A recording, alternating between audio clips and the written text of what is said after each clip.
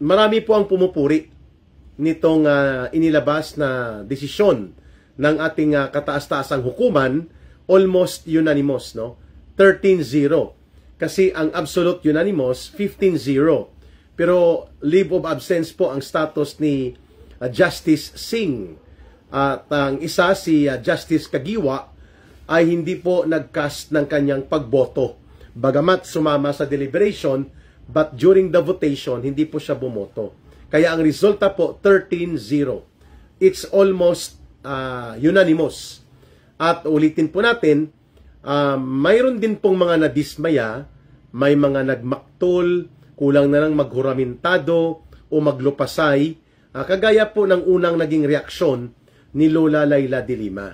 Pero overwhelming ng mayoriya ng sambayanang Pilipino at iba't ibang sektor po ay pinasalamatan at pinuri ang naging very timely and very categorical na pagposisyon ng desisyon ng Korte Suprema na kanila na pong idinidismiss ang anupamang hibla ng pagdududa that the articles of impeachment ay walang pag-aalangan, idiniklara na unconstitutional ng Korte Suprema. Again, uulitin po ni Ka Eric, in an almost unanimous decision. 13-0, mga kababayan. Arcadio Acol and Loveland Paler, nandyan na. At sino pa mga nandito? Jay Smith, official. Good morning and happy Sunday, Ka Eric. Thank you po. And of course, si Albert Bonita and Hydren Diquinia, Ramon Sumayop, at sino pa mga nandito? Ang dami nyo na. Josephine Olarte. Si Soto ayaw, Ka Eric. Oo, bibigyan natin siya ng komentaryo mamaya, no, patas na komentaryo. Pero uulitin lang ni Ka Eric, no, as a matter of refresher, hindi po inabsuelto ng Korte Suprema si Vice President Sara Duterte sa anumang aligasyon o mga pagsusumbong ng House of Representatives na kunwari ay may mga reklamo sila na ayon sa kanila, si Vice President Sara Duterte daw ay kanyang inabuso, ninakaw ang confidential fund na ibinigay sa kanya bilang sa Office of the Vice President. Ito yung controversial at walang kamatayan na 125 million pesos na confidential fund.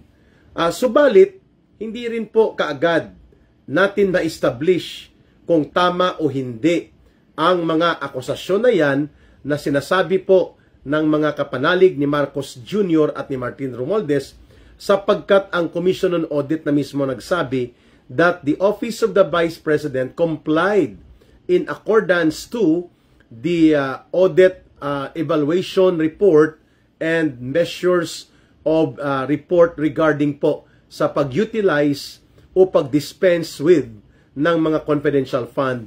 Wala pong nakitang mali o mga hindi ka nais-nais ng naaayon sa standard of auditing rules na ginawa ang Vice President Sara Duterte hinggil po sa binabanggit na controversial na paggamit ng 125 million pesos na confidential fund. Noong 2022 po ito na ibinaba ng Office of the President nung maayos pa po ang ugnayan nila Sara Duterte at nila Ginoong Marcos Jr. Subalit, hindi pa rin po tumitigil itong mga kongresista at lalo na po ang mga attack dogs ni Martin Romualdez at nila Marcos na rin, which include itong Kamatayan Party List Group ng CPP, NPA, NDF, itong Akbayan Hilaw Communist Group ng mga tagapagtaguyod ng mga manunulsul ng bayan sa pangunguna nila Hontiveros, nila Jokno, at mga kalintulad nilang na mga operatiba ng hilaw na komunistang grupong Akbayan. Ganon din po ang mga zombie survivors ng Dilawan at Pinklawan. At syempre, ang mga kurakot at bulok na politiko ng mga bata ni Marcos at ni Martin Romualdez. Lahat sila po ay hindi sumasang-ayon doon sa findings ng Commission on Audit. Kung kaya, ipinilit nila with elements of pandaraya, panunuhol, panggigipit, pangbabraso, at pang-shortcut sa tamang proseso na nakasaad sa saligang batas, ipinilit po nila itong chop suey at pansit kanton na uri ng impeachment complaints At ginawa nila na articles of impeachment at binabraso nila ang Senado na mag-convene ng Senate Impeachment Court para litisin daw ang Vice Presidente batay sa isinomite na mga articles of impeachment. Ngayon may dumulog sa Korte Suprema. 3 grupo po ito ang pagkakaalam ko. Ang isa po ay mga Mindanaoan lawyers sa pangunguna ni Attorney Israelito Torion. Isa din po ito sa tumatayong Chief Counsel ni Pastor Kibuloy at ng Kingdom of Jesus Christ. No? With other lawyers based in Mindanao, nag-file po sila nitong tinatawag na Torion Petition na in the main, sa kalakhan po, naging batayan ito sa pagtatalakay at pagsasagawa ng desisyon ng Korte Suprema. Sinasabi ng grupo ng Torion Petition na wala pong sinunod na tama na procedural and substantial due process. Ibig sabihin po, si Northcutt hindi rin po binigyan ng patas na pagkakataon sa patas na pagtrato ng batas ang Vice Presidente under the doctrine of equal protection of law. Hindi nga po siya binigyan ng kopya with attending evidence ng complaint against her, at ang malala, hindi nga po inihapag ito even sa Committee on Justice man lamang na makakasagot o makakapagbigay ng panimulang pagpapaliwanag ang Vice Presidente. Hindi po ginawa yon. At yan po ay paglabag sa equal protection of law. At yan ay nakasaad sa mga saligang fundamental na prinsipyo at doktrina sa pangangalaga sa karapatan ng mga mamamayan sa loob ng 1987 Constitution. Yan po ang katotohanan.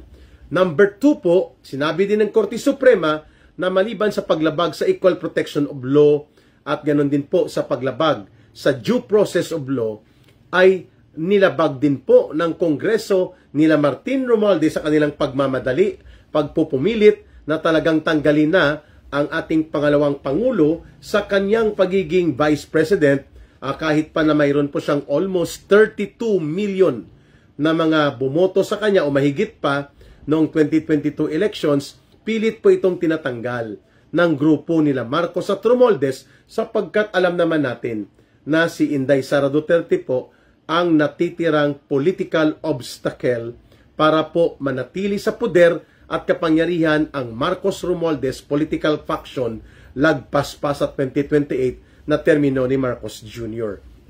Kaya nila ginagawa ang lahat ng pagwasak, pag-atake at mga maniobra nang sa ganun po ay mapawalang poder at kapangyarihan at hindi na po makakatakbo pa muli o magiging bahagi ng gobyerno si Vice President Sara Duterte sakali pong ito ay makonvict sa Senate Impeachment Court.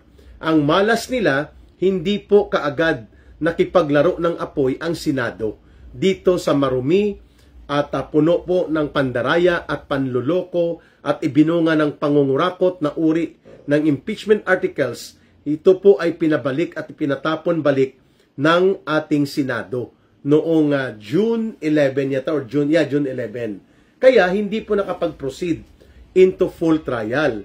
At maliban sa tinatawag nating Torion Petition, nagpetisyon din po yata ang mga legal defense team, mga abogado po ni Vice President Sara Duterte.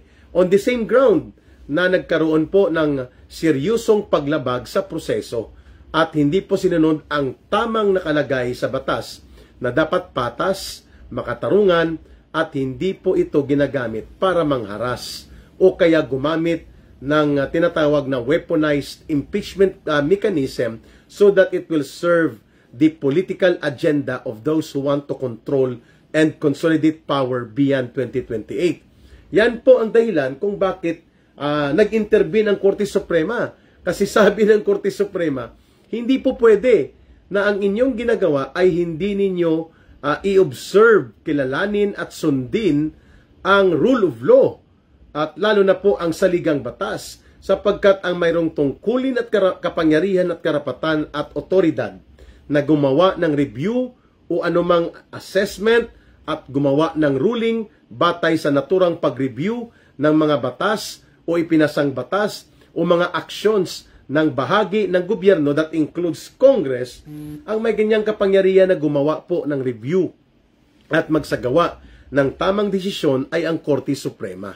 Ayan. So hindi po ito para bagang nagkaroon lang ng pagkakataon that the Supreme Court will be the one to act as the arbiter and interpreter in the context of conflicting implementation or interpretation of laws, including po ang pag-review ng aksyon ng mga pamahalaang bahagi ng gobyerno natin. So, walang duda po na yan ay nasa poder at kapangyarihan mismo ng Korte Suprema. Ang isa pong mabigat din na dahilan kung bakit ang Supreme Court ay nagsabi na mali ang ginawang articles of impeachment na ipinaakyat sa Senado sapagkat ito po ay bogus. Ibig sabihin po, nilabag nito ang 1-year ban doon sa mga pwedeng mag-initiate at magsumiti ng impeachment complaints laban sa isang impeachable official or impeachable officer. You need not have a more than one initiated impeachment in a period of a year. So sa isang taon, minsan ka lang pwede mag-submit at mag-initiate o mag-facilitate at ipalarga mo ang impeachment complaint against any impeachable official or officer. Hindi pwedeng paulit-ulit o makailang beses mong gawin yan. Yan ang punto de vista ng Korte Suprema. You cannot just simply at the whims of your caprices that you can just initiate anything, anytime, any day, ang anumang impeachment complaints or proceedings against an impeachable official and for that particular matter, against the Vice President without observing the 3 rules. 1-year bar rule, hindi ka pwedeng paulit-ulit na gumawa na hindi pa nag-lapse o hindi pa nag-mature ang isang taon na pahintulot na pwede mong gawin ang impeachment process, which hindi inobserve, hindi sinunod ng Korte ng House of Representatives, at yan po ang pinuntuhan ng Korte Suprema. Pangalawa po, hindi rin pwede na dahil yan ay political character, ang ginagawa nyo ay more of political operations and activities related to impeachment upang ma-remove ang isang nag-abuso o may kasalanan na impeachable official. Hindi rin po pwede na dahil bagamat yan po ay isang political character na activity, ay hindi mo nakikilalanin ang patas na pag-iral ng batas, including ang patas na pagtrato sa mga inyong inaakusahan. So therefore, the right of a person to be afforded due process of law and equal protection of law, just in the case of the Vice President, cannot be waived or cannot be temporarily cited as optional, sapagkat ito po ay mandatory, fundamental na prinsipyo na ang prosesong tribunal o prosesong gustong itrial ang isang tao sa anumang pagkakataon at anumang mga paghabla ay kailangan pong iyan ay dumaan sa tamang proseso. Process establishes correct authority and jurisdiction on a subject matter. Kaya sabi ng Korte Suprema, from the very start, wala kayong jurisdiction sapagkat void ab initio ang articles of impeachment na pinadala sa inyo sa Senado, sapagkat yan ay lumabag doon sa 3 prinsipyo. 1-year bar rule na dapat next year pa, mga February 6, 2026, pwedeng mag-initiate muli. Kung ang pagbabatayan po ay ang 1-year bar rule, which is isa po yung jurisprudence na hindi pwedeng labagin upang maproteksyonan din po ang ating mga impeachable officials and officers mula po sa panghaharas, panggigipit at pangbabraso gamit ang pag-initiate at pag-complain ng impeachment laban sa isang impeachable official. Kaya po, kailangan may 1-year bar rule. Hindi pwedeng bara-bara. Number 2, hindi rin pwedeng sabihin mo na ngayon ay i-apply namin ang due process of law, i-apply namin ang tinatawag po na equal protection of law, pero sa pagkakataong ito, hindi namin gagamitin yan sapagkat kailangan naming madaliin na mapatalsik at mapalaya sa kanyang kapangyarihan bilang pangalawang pangulo itong Vice President. Ayun. So, pinuna yan ng Korte Suprema.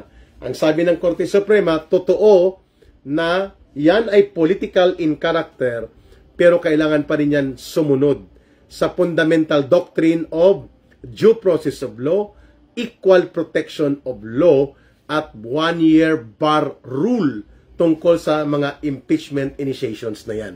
Klaro na tayo.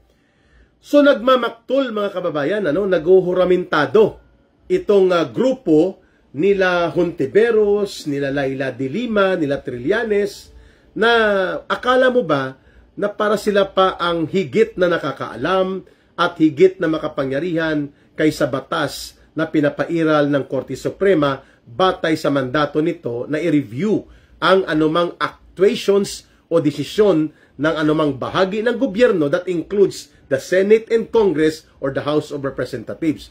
Nasa poder at kapangyarihan yan ng Korte Suprema kung nag-abuso, lumabag, at naging mapang-api at hindi na po kumikilala sa tamang civil and political rights ng mga tao and even sa Universal Declaration of Human Rights. Pwedeng reviewin po yan ng Korte Suprema. Ayan. So ano pong itong nagpasori si Laila de Lima sapagkat grabe ang kanyang atake sa Korte Suprema. Kulang na lang po ay balata niya at ipahiya niya ang Korte Suprema. Iyon pala, hindi siya nakapagbasa ng lubusan ng mga substantial decision o kaakibat sa pag-deliberate ng desisyon in a 97-page desisyon na ginawa ng Korte Suprema at ang main ponente or the principal writer para po sa desisyon na yan ay hindi po maka-Duterte. In fact, yan ay kinoconsider na extension ng dilawan politics sa loob ng Korte Suprema. Subalit si Marvic Lunin, Senior Associate Justice Marvic Lunin po, ay stood higher on the moral purpose na kailangan mailinaw na once and for all kung ano ba ang lindiro o limitasyon ng mga initiations ng impeachment at kailan ito dapat ipadaan sa tamang proseso at ano ang mga ugnayan nito sa tinatawag na substantial and procedural due process, including ang doktrina ng equal protection of law.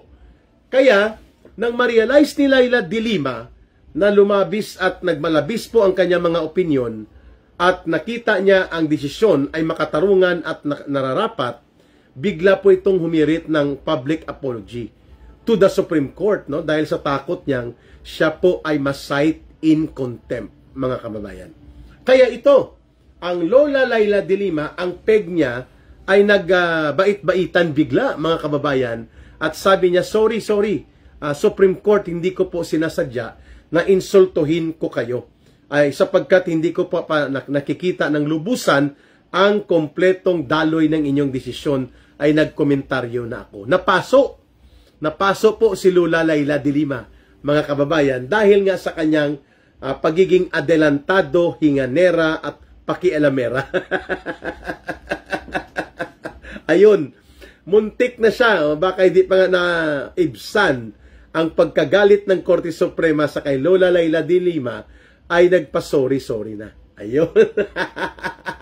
At sabi niya, handa naman daw siyang harapin at papanagutan niya kung sakaling mayroon pong kaakibat na disciplinary, administrative, and other sanctions that the Supreme Court may impose against not only kay Lola Laila de Lima, kundi sa mga kasabwat niya rin, kagaya po nitong akbayan na grupo ng mga makikisawsaw na lang, ay puno pa po ng kahambugan na parabagang sila ang nagdidikta kung ano ang tama o hindi tama sa batas at mas maalam pa sila sa Korte Suprema.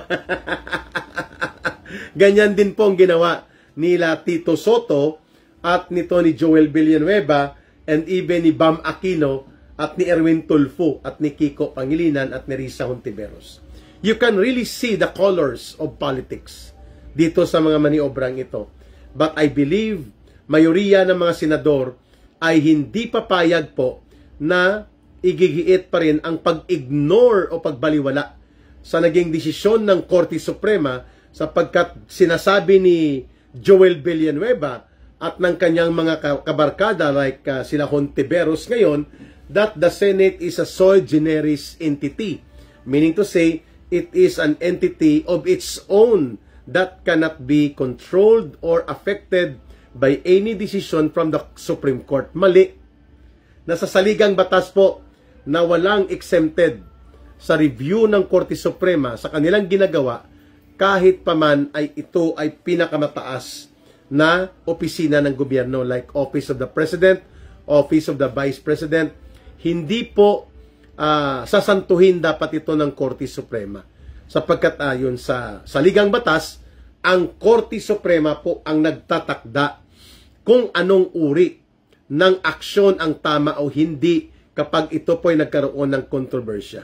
At ano po ang epekto nito sa taong bayan sakali pong ang Korte Suprema ay mag-aalangan na punahin po at pigilan ang maabusado at maanomalya at puno ng pandaraya na impeachment complaints na itrial doon sa loob ng Senate Impeachment Court. No? That is the reason na sinasabi natin that indeed ang pagkakaroon ng ganitong development sa Korte Suprema is panawagan din po sa taong bayan na maging alerto at mapagmatyag tayo na hindi tayo malulusutan ng mga abusado at nag-iikot-ikot sa batas upang gamitin nila at ma-weaponize ang impeachment mechanism na ito.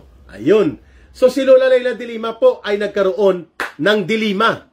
Siya po ay pinuna na ng taong bayan at dahil nakita niya po yung bigat, yung degree ng kanyang pangbabastos sa Korte Suprema, ay lumalabas po ngayon na wala siyang ibang atrasan kundi magpasori. Ayun.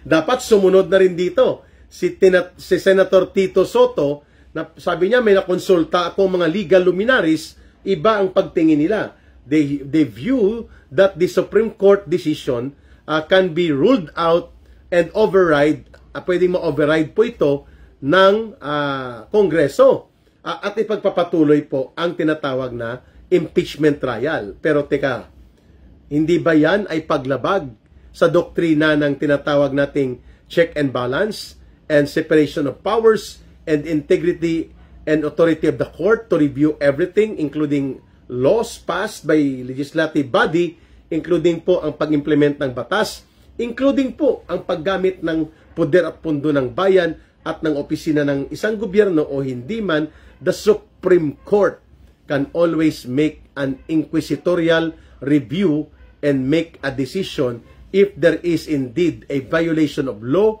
violation of the Constitution, na siya naman pong dahilan kung bakit nag-aakto ang Korte Suprema dahil nga may pending petition before them. At ang isang petition dyan, yung tinatawag na Datorion petition. Okay? Ngayon, mga kababayan, pag-usapan po natin, ano po ba ang implikasyon nito kung ang mga senador ay hindi marunong rumispeto at hindi marunong sumunod sa desisyon ng korte? Delikado po yan, mga kababayan. Ang resulta niyan, anarkiya.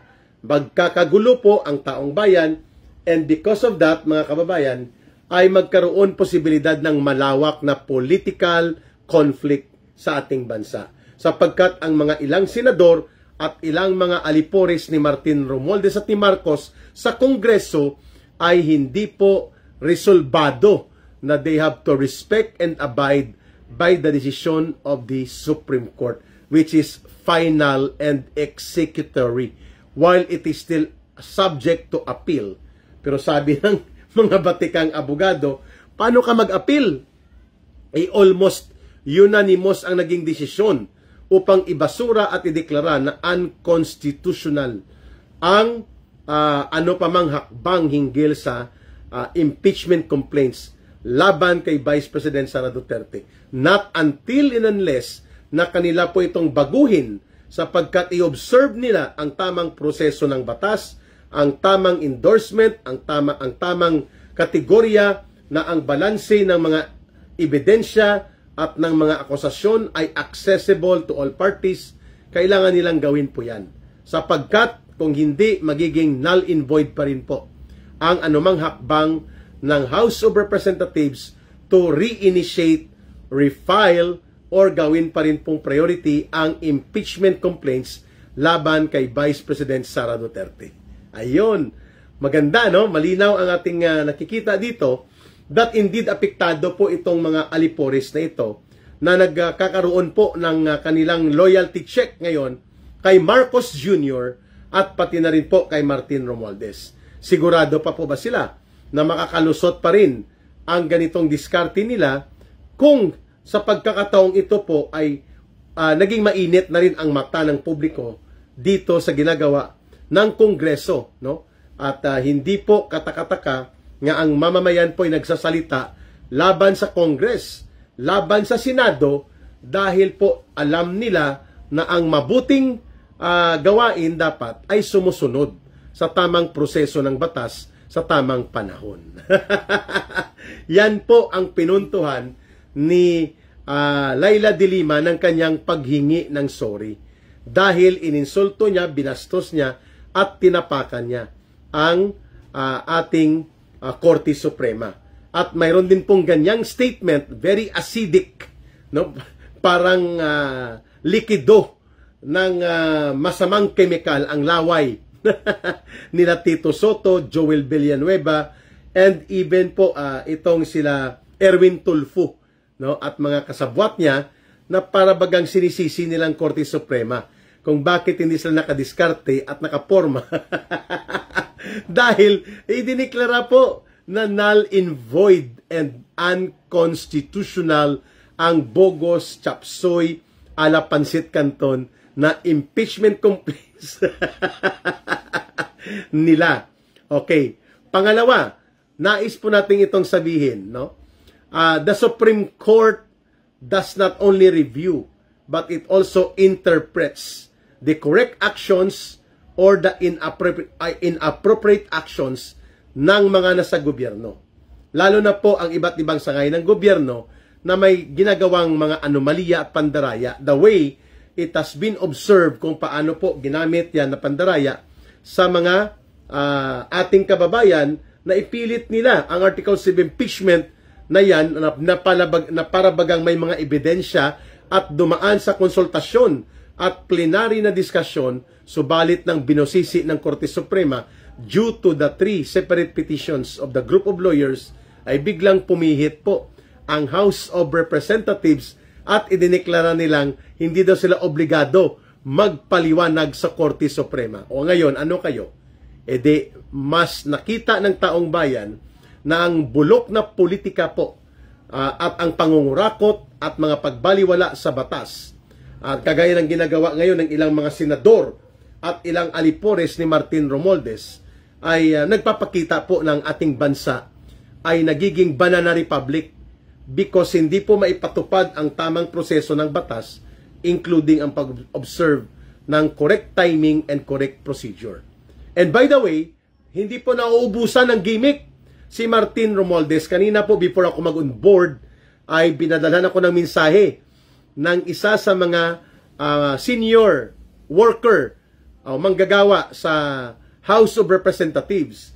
Sa alas 10 ng umaga daw, linggo, dyan sa may Manila Cathedral po, that means mga 10 o'clock ng umaga ng linggo, magkakaroon ng special mass. Si Martin Romualdez, ang kanyang mga alipores at ni-require pa na mag-attend ang mga empleyado at mga staff ng House of Representatives.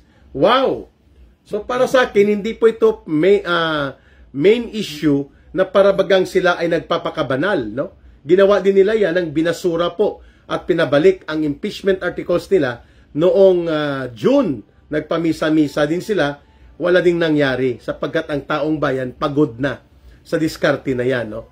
Ngayon, siguro mas mainam na ang misa nila ay tawagin nilang Misa Requiem. Sa Filipino word po, ang Misa Requiem ay misa para sa patay.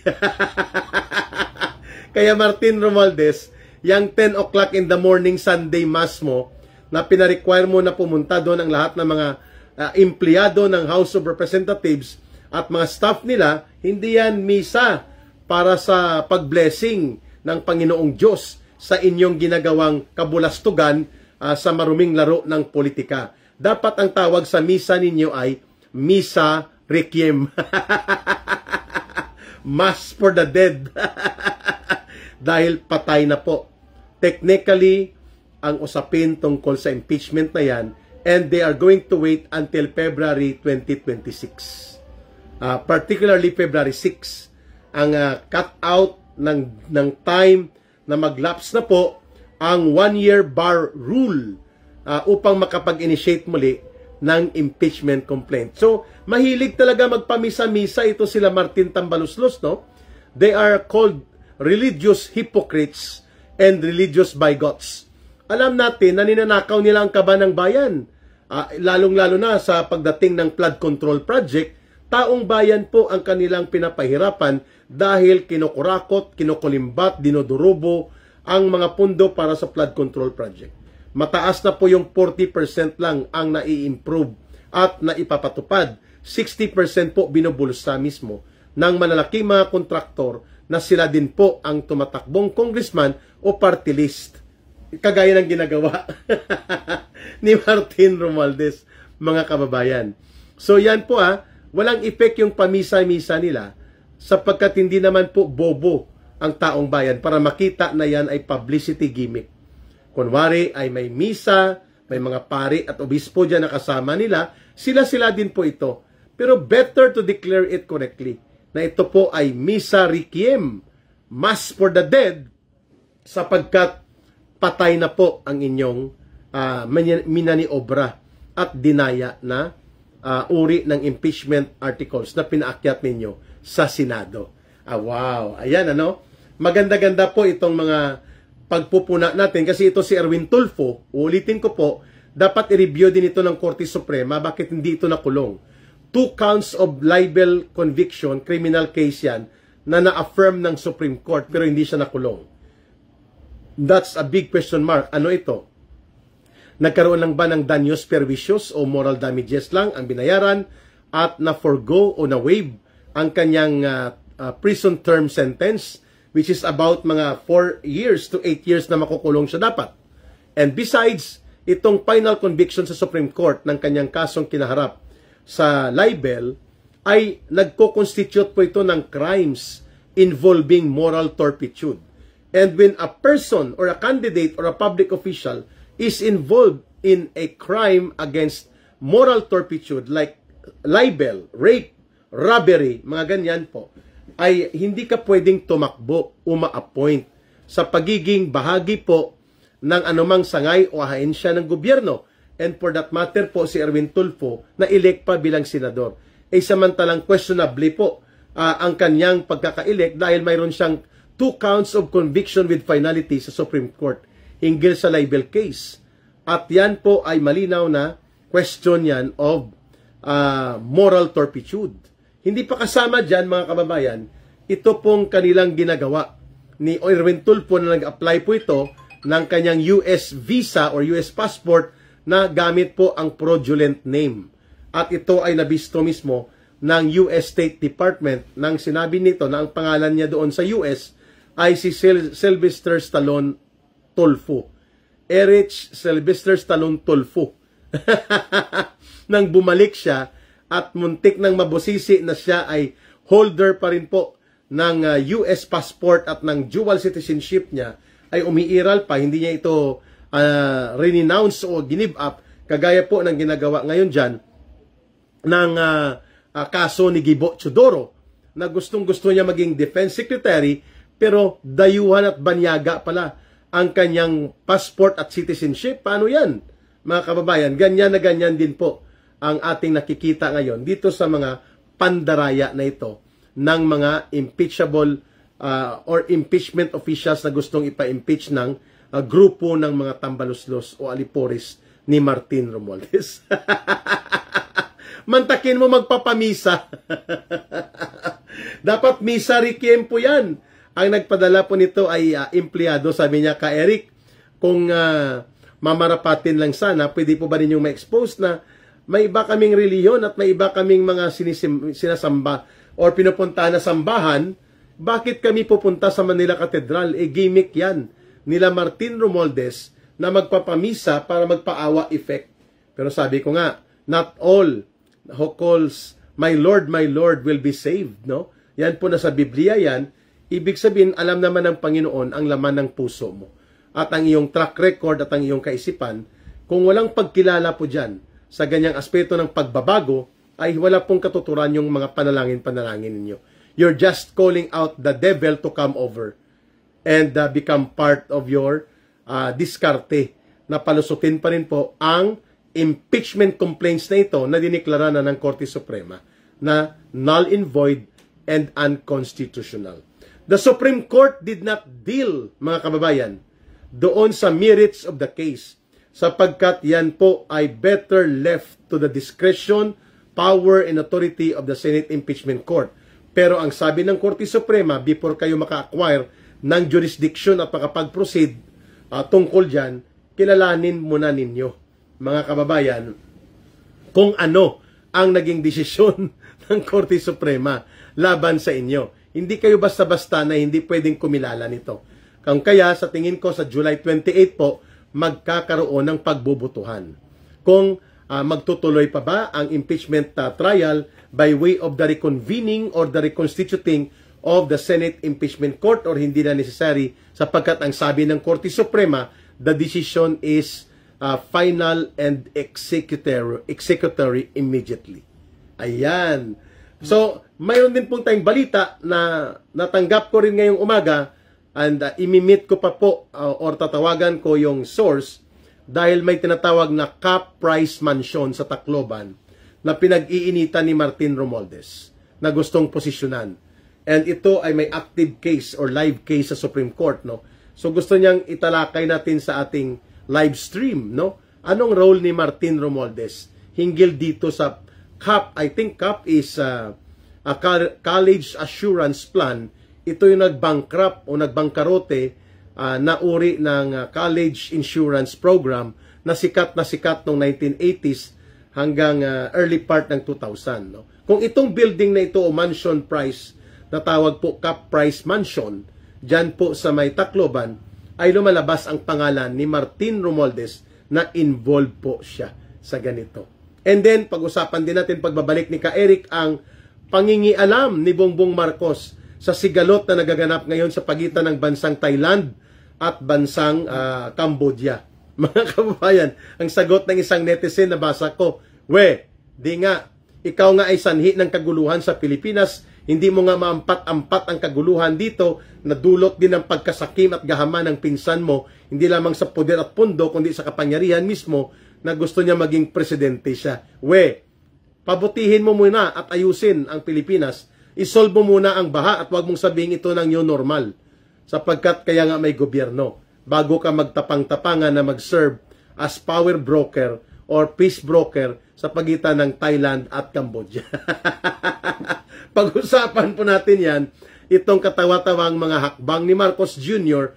para lamang po maipihit ang atensyon ng isang malawakang kapalpakan niya, lalo na po ito sa kanilang inilunsad na impeachment complaints versus the Vice President Sara Duterte na hindi po nagmaterialize dahil the Supreme Court decided on time with clarity and purpose. Na ito po ay hindi pwedeng imadali, i-shortcut, ikutan, at imbintuhan mo lang, pwede na po magkaroon ng desisyon na to. Hanggat hindi po sinasabi ng Korte Suprema na yan po ay nasa tamang proseso at yan ay nasa takdang panahon at na-observe po ang mga bagay na gustong i-correct, i-rectify, then you can proceed again to try another chance. Kung mapapa-impeach ninyo si Vice President Sara Duterte at mapapakonvict sa Senado, batay po doon sa definition ng pagiging patas, makatotohanan, makatarungan dapat ang proseso na yan.